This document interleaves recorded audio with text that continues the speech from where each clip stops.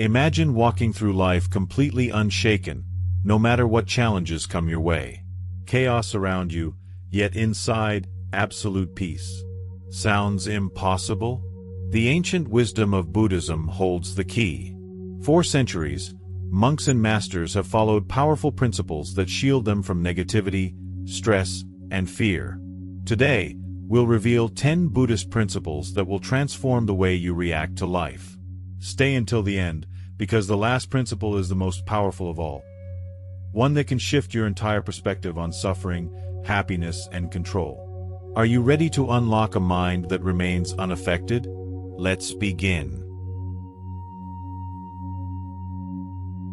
The root of suffering. Why we react. Picture this. You're stuck in traffic, running late for an important meeting. Your hands grip the wheel, your jaw tightens, and frustration builds inside you. Why? It's just cars on a road, yet it feels like the universe is conspiring against you. This reaction, this tension, is what Buddhism calls dukkha, often translated as suffering. But here's the truth. The suffering isn't in the traffic itself. It's in how your mind responds to it. Buddhism teaches that our suffering doesn't come from external events, but from our attachment to how we think things should be. We expect traffic to move, people to be kind, life to go as planned. And when reality doesn't match our expectations, we resist. That resistance is what creates suffering. A famous Buddhist parable explains this perfectly. Imagine you're shot with an arrow. It hurts. But then, you shoot yourself with a second arrow by getting angry, resentful, or anxious about it. That second arrow is unnecessary suffering. Life will always bring difficulties. The first arrow is unavoidable. But the second arrow, that's a choice. Take a moment to reflect. How many times have you suffered more because of your reaction rather than the event itself? A harsh comment from someone ruins your whole day. A small mistake makes you doubt yourself for weeks. These are second arrows. So, what's the way out? The first step is awareness. When you feel anger, frustration, or sadness arising, don't fight it, observe it. Instead of saying, "Why is this happening to me?" try asking, "What expectation am I clinging to right now?" This small shift in perspective is powerful. It takes you from being a victim of your emotions to being an observer of them. The next time life throws something unexpected at you, pause. Feel the emotion, acknowledge it, but don't let it control you. Because when you stop shooting that second arrow, suffering loses its grip on you. And that is the first step toward true inner peace. The power of impermanence. Nothing lasts forever. Imagine holding a handful of sand. No matter how tightly you grip it, the grains slip through your fingers. This is the nature of everything in life. People, emotions, successes, failures. Nothing stays the same. Yet, we struggle. We chase happiness as if we can trap it in a bottle. We fear loss as if we could hold on forever. But Buddhism teaches a profound truth. Impermanence is not the enemy. It's the key to freedom. There's an ancient story about a wise Buddhist master who had a favorite teacup. He loved it. The shape, the color, the way it felt in his hands. But every time he drank from it, he reminded himself, "This cup is already broken." Not because he wanted it to break, but because he understood that one day it would. When it finally shattered, he didn't suffer. He had already accepted its impermanence. Now, think about your own life. The relationships you cherish, the emotions you feel, even the problems that seem overwhelming right now. They are all like that teacup. They will change. Some will fade, some will end, and some will transform into something new. But when we resist this truth, when we demand that things stay the same, that's when suffering begins. So, how do we embrace impermanence instead of fearing it? 1. Appreciate the present fully. When you understand that everything is temporary, you begin to cherish it more. That moment with a loved one, that sunrise, that laugh, they become precious because you know they won't last forever. 2. Let go of attachment. If something is meant to go, let it go. Holding on too tightly to anything, whether it's a person, a job, or an idea of how life should be, only creates pain. 3. See change as a teacher. Instead of fearing endings, ask, what is this moment teaching me? Every change, even the painful ones, holds a lesson that leads to growth. There's a Buddhist phrase that sums this up beautifully: this too shall pass. The joy, the sorrow, the triumphs, the failures, they all pass. And when you truly understand this, you stop clinging. You stop resisting. And in that acceptance, you find a kind of peace that nothing can shake. Because when you stop fearing impermanence, you start living fully. Mastering non-attachment. Let go and be free. Imagine you're holding a rope, and on the other end, someone is pulling with all their strength. Your hands start to burn, your muscles ache, and yet, you refuse to let go. Why? Because deep inside, you believe that holding on gives you control. But what if I told you that real freedom comes not from clinging, but from releasing? Buddhism teaches that attachment is the root of suffering. Not just attachment to material things, but to people, emotions, ideas, even our own identity. We cling to relationships, fearing loneliness. We attach ourselves to success, terrified of failure. We hold on to anger, pain, or past regrets as if they define us. And in doing so, we become prisoners of our own mind. But let's break this down. Why do we attach in the first place? At its core, attachment comes from fear. Fear of loss, fear of change, fear of the unknown. We believe that by holding on, we can keep things permanent. But as we learned in the last chapter, nothing lasts forever. The tighter we grip, the more we suffer when things inevitably slip away. The illusion of control. There's a powerful Buddhist analogy. Imagine you're in a river, struggling against the current. You're trying to swim upstream, exhausting yourself, fighting the natural flow of life. That's attachment. Now, imagine you stop resisting. You let go, you trust, and suddenly, you're flowing effortlessly with the river. That's non-attachment. Non-attachment doesn't mean you don't care. It doesn't mean you stop loving, stop feeling, or stop trying. It means you love without clinging, you experience without fear, and you live without resistance. Think about your own life. How many times have you been hurt because you couldn't let go of something? A past relationship, a missed opportunity, a grudge that still lingers? We carry these burdens for years, even decades, believing they define us. But they don't. They are just stories we refuse to close. How to practice non-attachment. 1. Recognize impermanence in everything. Instead of resisting change, expect it. When you embrace the truth that everything is temporary, you stop fearing loss and start appreciating the present. 2. Detach from outcomes. We suffer not because things go wrong, but because we expect them to go a certain way. Practice doing your best without obsessing over results. 3. Observe your thoughts, don't become them. When sadness, anger, or fear arise, don't identify with them.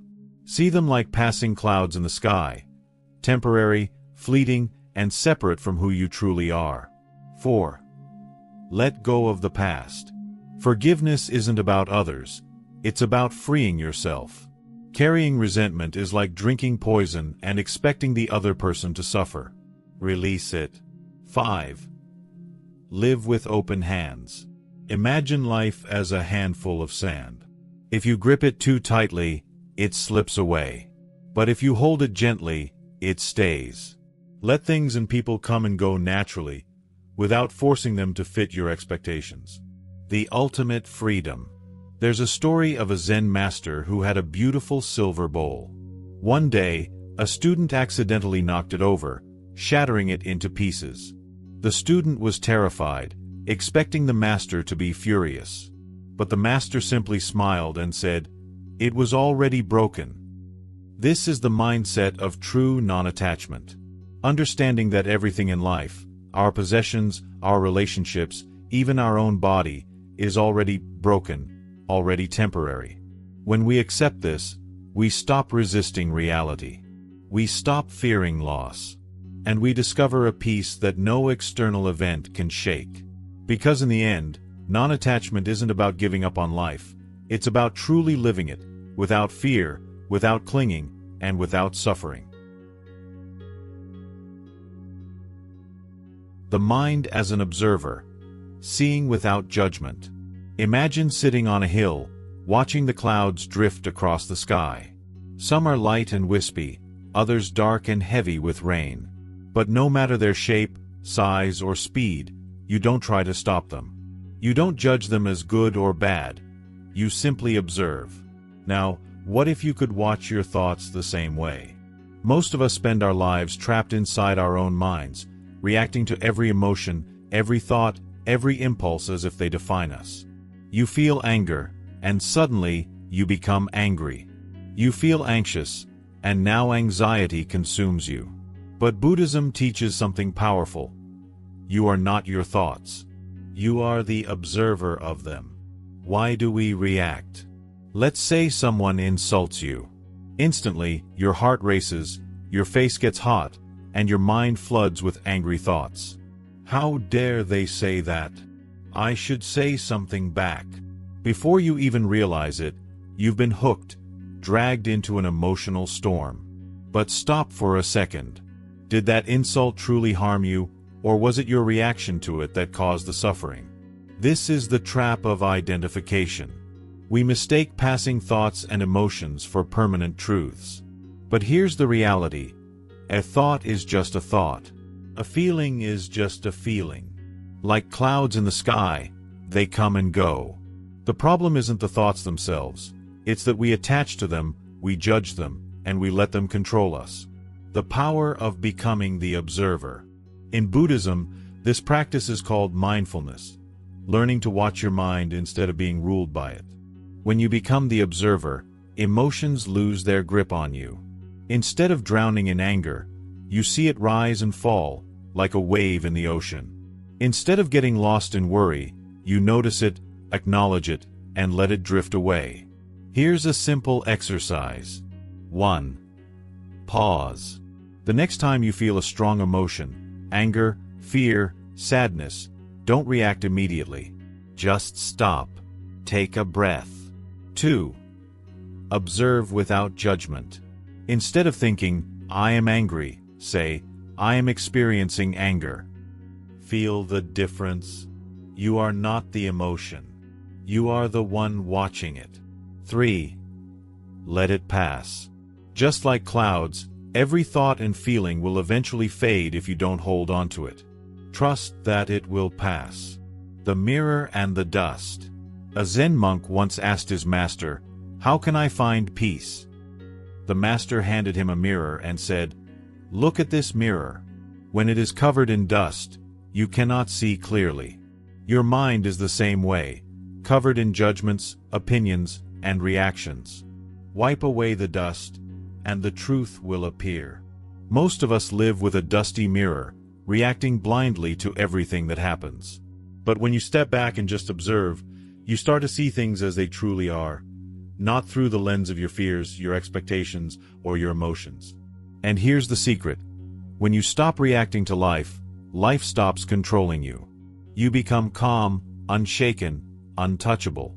You no longer live at the mercy of every passing thought. Instead, you become the master of your own mind.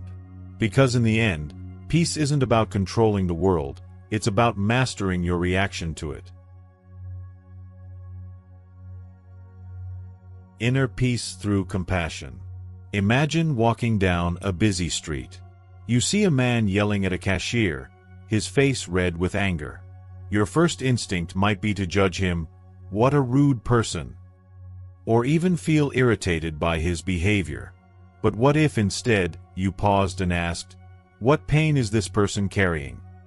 This shift in perspective is the essence of compassion, a core teaching in Buddhism that holds the power to transform not just how we see others, but how we experience life itself. Why compassion brings inner peace. Most people think of compassion as something we give to others. But in truth, compassion is a gift we give to ourselves. Why? Because when you cultivate compassion, you stop taking things personally. You stop holding on to anger, resentment, and frustration. And when those burdens disappear, what's left? Peace. Think about the last time someone upset you. Maybe a coworker snapped at you, or a stranger was rude. Did you hold on to that anger for hours, days, even longer? Now imagine if, instead of reacting with irritation, you responded with understanding. Maybe they're struggling. Maybe they're in pain. Suddenly, their actions lose power over you. You let go. And in letting go, you set yourself free. The secret of Buddhist compassion. Buddhism teaches a beautiful practice called metta, or loving-kindness meditation. It's a way of training your mind to react with warmth instead of resentment. Here's how it works. 1. Start with yourself. Close your eyes, take a deep breath, and silently repeat. May I be happy. May I be peaceful. May I be free from suffering. 2. Expand to others. Now think of someone you love and wish the same for them. May they be happy. May they be peaceful. May they be free from suffering. 3. Extend it further. Bring to mind someone neutral, like a stranger, and repeat the process. 4. Finally, send compassion to someone difficult. This is the real test. Picture someone who has hurt or annoyed you, and, without forcing it, wish them peace too. At first, this might feel unnatural. Why wish peace to someone who's caused you pain? But here's the truth. Holding on to anger is like drinking poison and expecting the other person to suffer. When you send them compassion, you're not excusing their actions. You're freeing yourself from the emotional weight they have over you. How compassion transforms your life. When you approach life with compassion, something remarkable happens. You become unshaken. The rude stranger, the difficult boss, the unfair situation, they no longer have control over your emotions. You stop taking things personally. Instead of reacting with anger, you start asking, what pain is behind this? And that understanding dissolves negativity. You experience deep peace. When your heart is light, your mind is free. And a free mind is a peaceful mind. The story of the angry man. A Buddhist monk once told this story. A man came to Buddha, furious. He insulted him, mocked him, and tried to provoke a reaction. But Buddha simply smiled and remained calm. Finally, the man demanded, "Why aren't you reacting?"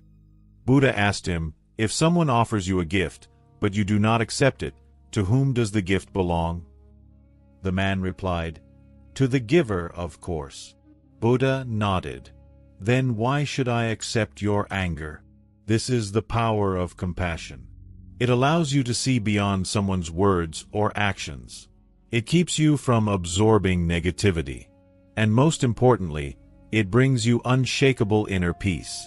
Because in the end, compassion isn't about changing others, it's about freeing yourself.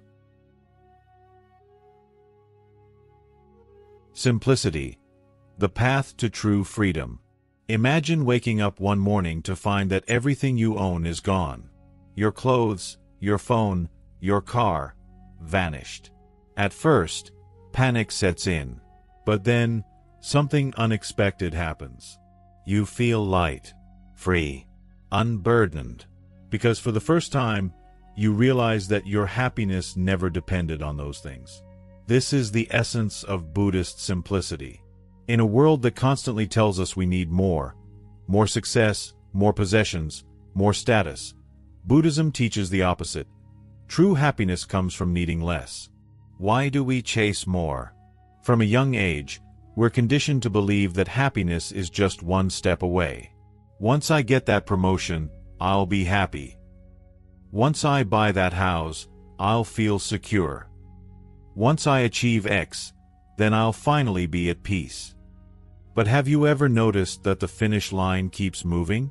Every time you achieve one goal, another takes its place. And so, we keep running, chasing happiness like a mirage in the desert, always just out of reach.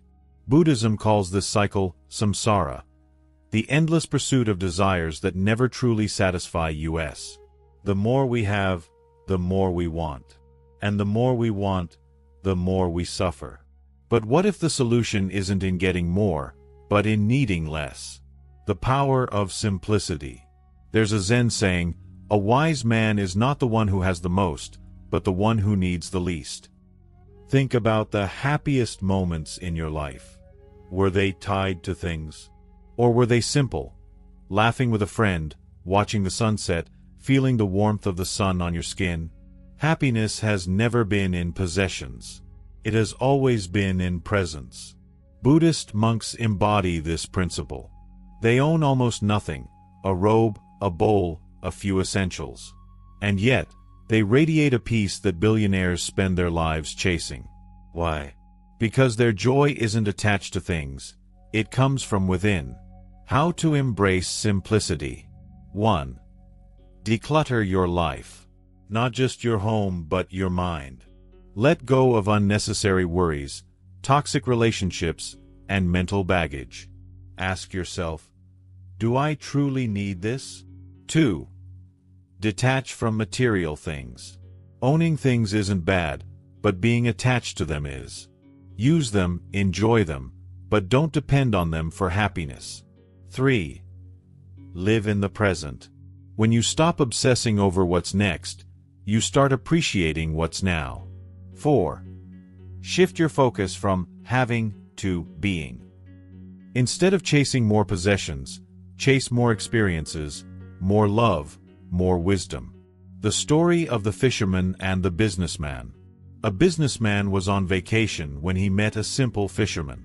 The fisherman spent his mornings fishing, then relaxed with his family, played music, and watched the sunset. The businessman said, "Why don't you fish more?" The fisherman asked, "Why?" The businessman said, "So you can make more money, buy a bigger boat, expand your business, and retire rich." The fisherman smiled and said, "And what would I do when I retire?" The businessman replied, "Relax, spend time with your family, play music, and watch the sunset." The fisherman laughed. "But I already do that now." This is the illusion we live under. We chase wealth and success, thinking they will bring peace, when peace was available all along, in the simplicity of the present moment. The freedom of needing less. When you simplify your life, something magical happens. Stress disappears. Comparison fades. You stop running, stop chasing, stop struggling. And in that stillness, you discover something you were searching for all along: contentment. Because in the end, happiness isn't in having more. It's in being free from the need for more. Accepting change without fear. Imagine standing on the shore, watching the waves roll in. Some are small and gentle, others crash with force. But no matter how big or small, one thing is certain: they never stop changing. Life is the same way. Everything changes. Our relationships, our bodies, our emotions, our circumstances. And yet, we resist. We cling to what's familiar, fearing the unknown. We want things to stay the same, even when change is inevitable.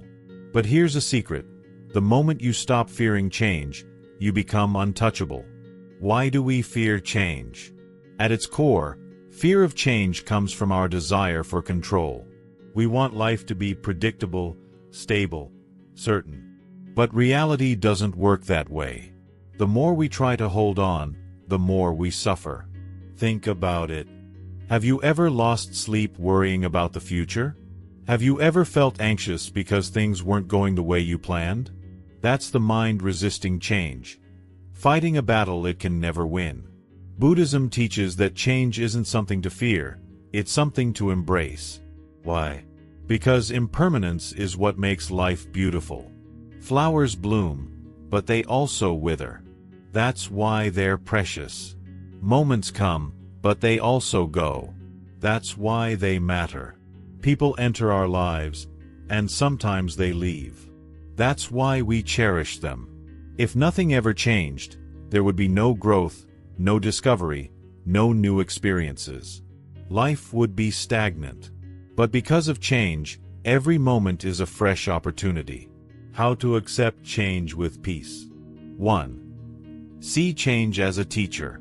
Instead of resisting, ask, what is this moment teaching me? Even painful changes hold wisdom. 2. Detach from expectations. The more rigid your plans, the harder it is when life shifts. Stay flexible, and you'll never break. 3. Trust the flow of life. Just like waves in the ocean, some changes are small ripples, others are storms. But no storm lasts forever. 4. Live in the present.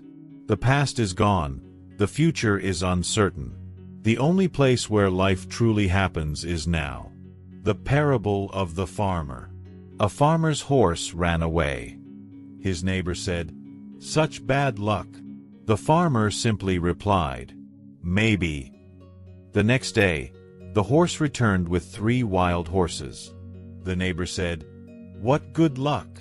The farmer replied, "Maybe." Later, the farmer's son tried to ride one of the wild horses and broke his leg. The neighbor said, "That's terrible luck." Again, the farmer said, "Maybe." Days later, soldiers came to recruit young men for war.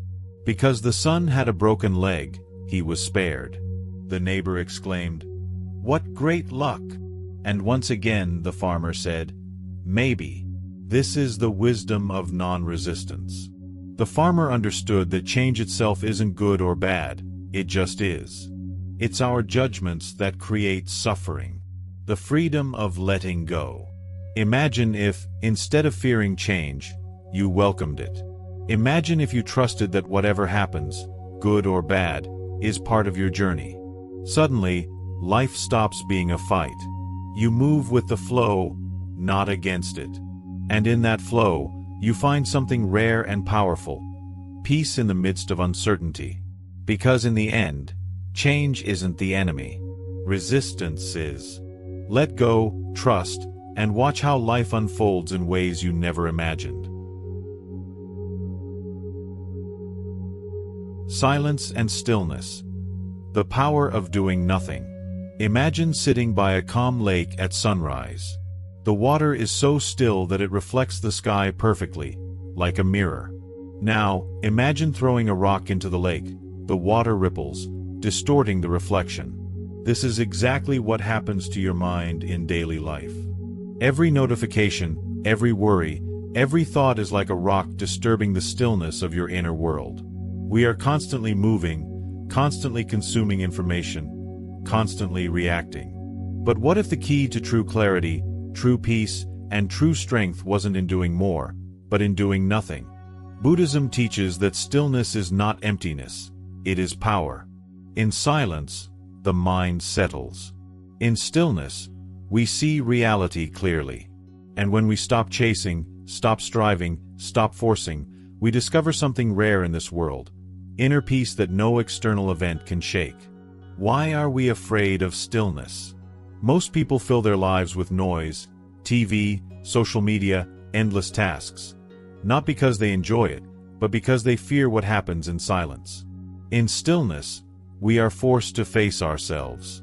Our thoughts, our emotions, our fears, they all rise to the surface. And that can be uncomfortable. But here's the truth. Avoiding yourself is what creates suffering. Facing yourself is what sets you free. The power of doing nothing. There's a Zen story about a monk who asked his master, "What is the secret to enlightenment?" The master simply replied, "Sit down and be quiet." At first, this seems too simple. But think about it. When was the last time you just sat in silence, with no distractions, no goals, no need to be productive? In modern life, we have lost this ability. And yet, the greatest wisdom, the deepest insights, and the most profound peace comes when the mind is still. How to cultivate stillness. 1. Practice mindful pauses. Before reacting to anything, an email, a stressful moment, an argument, pause. Breathe. Let the emotion settle before responding. 2. Spend time in silence daily. Just 5 minutes of sitting quietly, doing nothing, can shift your entire mental state. Observe your thoughts without getting attached to them. 3. Let go of the need to fill space. Not every moment needs to be productive. Some of the most valuable moments are the ones where you simply exist. 4. Listen more, talk less. In conversation, instead of planning what to say next, truly listen. You'll be surprised at what you learn. The story of the overflowing cup. A scholar once visited a Zen master to learn about wisdom. As the master poured tea, he kept pouring even after the cup was full. The tea spilled over, but the master continued. The scholar said, "Stop. The cup is full." The master smiled and said, "Your mind is like this cup, so full of thoughts, opinions, and distractions that nothing new can enter. Empty your cup, and you will find wisdom." This is the power of stillness. When you stop filling your mind with noise, you make space for true clarity, true understanding, and true peace. Stillness is the ultimate strength. Imagine a tree in the middle of a storm. If it fights the wind, it will break. But if it remains rooted in stillness, it survives. Life will bring storms. People will test you. Challenges will come. But if your mind is still, unshaken, untouched, nothing can disturb your peace. Because in the end, the strongest person is not the one who reacts the fastest, but the one who can sit in stillness and remain unmoved. Finding strength in detachment. Picture yourself holding onto a rope that's burning your hands. It hurts, but you won't let go. You believe holding on keeps you safe, even though it's the very thing causing your pain. That's how we often live, clinging to people, ideas, possessions, and even our own identity, thinking they give us control or security. But Buddhism shows us something different. True strength isn't in holding on. It's in knowing when to let go. We're taught from a young age that attachment means love, that success means control. But everything we cling to eventually slips away. People change, things break, even our own bodies grow old. When you depend on something outside of yourself for happiness, you hand over your peace. But when you let go, you find it was never about the things themselves. It was about the freedom you gain without them. Letting go doesn't mean you stop caring. It means you love without clinging, you experience without fear, and you live without holding tight to outcomes. Like a bird on a branch, it enjoys the branch, but its strength isn't in the wood beneath it. It's in its wings.